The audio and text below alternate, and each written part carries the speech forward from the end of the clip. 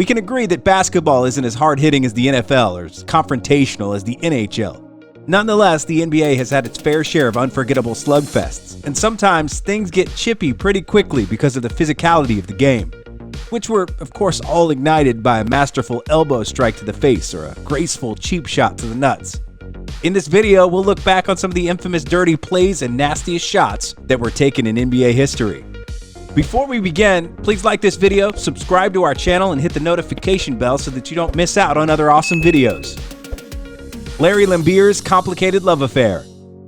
The NBA in the late 80s has been a hotbed for barroom-like brawls because imposing fines back then wasn't taken very seriously. As a result, players who like to do harm to other players would often get away unscathed and would just go back to their belligerent ways the very next day. There's a list of repeat offenders when it comes to flagrant and nasty fouls. The number one guy on the list would undoubtedly be Bill Laimbeer. This guy was a big-boned 7-footer who loved to inflict pain more than playing ball. During the late 80s, his Pistons would often share the court in the playoffs with their conference rivals, the Boston Celtics. Being the team's designated hitter, Laimbeer frequently targeted the opposing team's superstar, in this case, the great Larry Bird. During their Game 3 matchup in the 1987 Eastern Conference Finals, Laimbeer clobbered Bird after falling for a pump fake and just grabbed his neck as he took the Celtics star down to the ground along with him.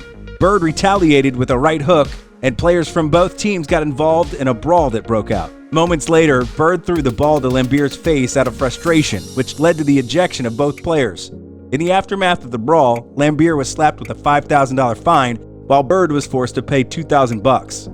The two ended up in a couple more fights at the turn of the decade, and for Laimbeer, let's just say that he would pay more money in fines than dribbles he took on the basketball court. Bruce Bowen is a 5-time all-defensive first-team player, but that distinction doesn't take away his reputation for being one of the dirtiest players to ever lace up a pair of sneakers. When the Spurs had their season matchup with the Timberwolves in 2001, the 3-time champ kicked Wally Szczerbiak right in the grill, and for a moment he looked like Bruce Lee instead of Bruce Bowen. The league fined him $7,500 for that karate kick. Despite all this, Bowen is still considered to be one of the best lockdown defenders in league history. His career would be marred with lots of controversies, particularly pulling off shady tactics on the defensive end against his opponents. Robert Orry trucked Steve Nash. Robert Orry was nicknamed Big Shot Rob for his ability to hit crucial baskets and buzzer beaters when it counted most. He would live up to his nickname when he delivered the biggest shot of his career, pun intended, by hip-checking the 2-time MVP Steve Nash towards the scorer's table in the 2007 playoffs. As Nash tries to milk the clock by avoiding getting fouled, Orry's 240-pound frame was too much for Nash's 170 scrawny body. It looked like a heavy-duty linebacker tackling a ragdoll.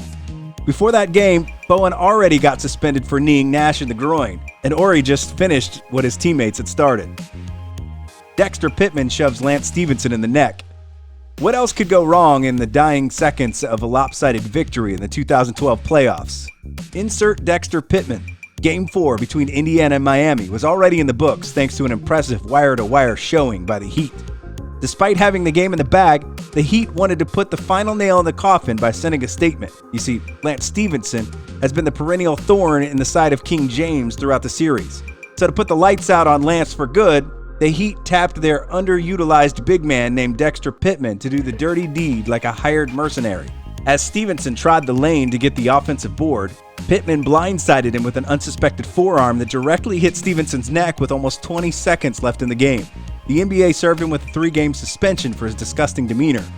On the lighter side of things, he earned the nickname Hitman for his actions, which rhymes with Pittman, so I believe it wasn't that bad for the poor big fellow.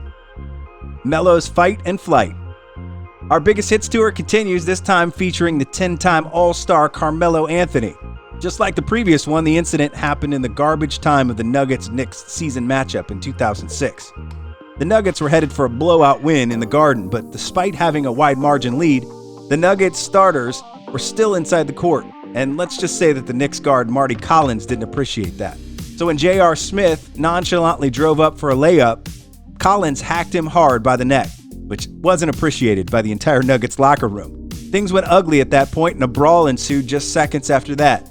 As the two teams were being momentarily separated, Melo sucker punched Jared Jeffries, then backpedaled as quickly as he threw the jab, so Jeffries wouldn't have a chance to counter and clock him right back. Talk about a smart move.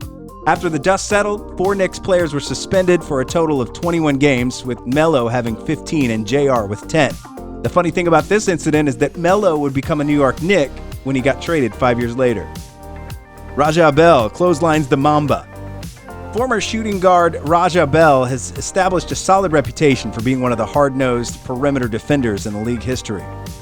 But on the night of Game 5 between Phoenix and Lakers in the 2006 playoffs, Bell went for the easy route to stop the rampaging and slithering Black Mamba. With over 7 minutes left in the fourth, Bell leveled Kobe with a clothesline as he sized up Bell from the top of the key, which to everyone's surprise, Kobe rose up and just brushed it off while wagging his finger in a typical Kobe fashion. Despite Bell's suspension in the next game, the Suns managed to get the dub to tie the series 3 games apiece. No love lost with Kevin Love. The nasty incident happened back in 2012. This nasty incident happened back in 2012 where big men were still relevant and loved to throw their weight around inside the lane instead of jacking up a boatload of threes. Speaking of big men, 2 of the finest low block operators were involved in this one, Kevin Love and Louis Scola. In this regular season matchup between the Wolves and the Rockets, Love worked his butt off to grab 4 consecutive offensive boards, which culminated in 2 points. But amidst the scuffle, tensions between Scola and Love were already brewing, which Love hated, by the way. So in the next possession, Scola tried to get even with Love and backed him up in the low block. But as he spun around, Scola slipped in the paint with the refs not blowing their whistle. Both squads jogged back and left Scola behind on the deck. All of a sudden, the Rockets coaching staff were hollering at the refs and up in arms looking for a foul call. Upon checking the replay, Love did leave a departing gift on Scola's face, courtesy of his 19-inch shoe as the Argentine was about to get up from the floor. There was malicious intent on Love's part, but sadly, the league nor the refs called out Love, and he got a get-out-of-jail-free card for that uncalled-for behavior. Andre Miller bullies the bigger Blake. For the newer generation of NBA fans, let me introduce to you Andre Miller. Andre Miller became famous for a lot of things. He was that guy that casually sat on his butt right after the young D. Rose broke his ankles. He's also the same guy that faked a timeout and went to the hoop for a sneaky layup, scored 52 points, even if he's as slow as your 40-ish uncle. And yeah, I almost forgot. He's the guy who only missed 3 games throughout his entire 17-year tenure in the NBA. But if there's one thing that people don't know about Andre Miller is that he's as tough as nails and doesn't back down against someone bigger than him. The wild encounter happened between the 6'2" Miller and the 6'10" Blake Griffin in one of the matchups between the Clips and the Blazers. It all started with Blake jostling for position to grab a rebound when he suddenly shoved the older Miller in the back. In the succeeding possession, Miller is looking to grab the offensive board this time around, but was thwarted thanks to another shoving coming from Blake. Miller was looking at the officials, but the refs played it out and didn't call the foul. Knowing that the refs were pretty lenient at this time, Miller decided to take matters into his own hands and just checked the bigger Blake really, really hard. After that, Blake never bothered to get close to Andre throughout the remainder of the game. The mailman's special delivery.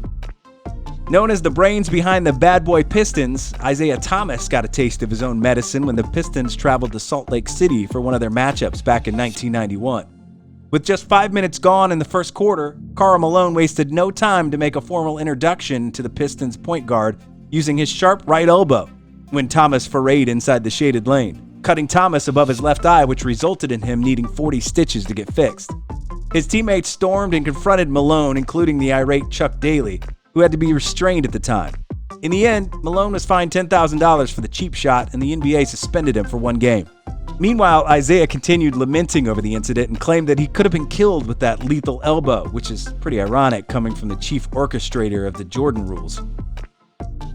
Andrew Bynum almost killed J.J. Barea. As the Lakers kissed their championship aspirations goodbye thanks to a 4-0 lashing from the eventual champs, Andrew Bynum had something else in mind. As the Sinatra song goes, he planned to leave the court in his way. Down 30 points with just over 8 minutes left in the fourth, the Lakers were in no shape to pull out a miracle comeback against Dallas in their West Semis showdown in 2011. Both teams knew that this was already over and they were just waiting for the clock to expire, which would be followed by a series of congratulatory remarks at center court, a couple of handshakes and hugs. J.J. Barea thought it was going to happen until Andrew Bynum shoved him viciously with his forearm that completely turned him inside out. This is probably one of the most disgusting, unsportsmanlike conducts by any NBA player and was just downright dirty. Bynum removed his jersey right after that and walked towards the locker room without feeling any remorse for his actions whatsoever. Though Bynum did later apologize to Badia, he wasn't able to escape the punishment bestowed upon him by the NBA, as he was fined a hefty amount of $700,000 plus a 5-game suspension in the upcoming season. Do you have any dirty plays in mind that weren't included on this list? If you do, please put it in the comments section so we can discuss it. Also, in your opinion, what's the dirtiest play in NBA history? Is it Bill Laimbeer, Bruce Bowen, Zaza Pachulia? Let me hear your answer on this one too by commenting down below. As always, like the video, subscribe, and hit the bell so that you never miss any of our awesome videos.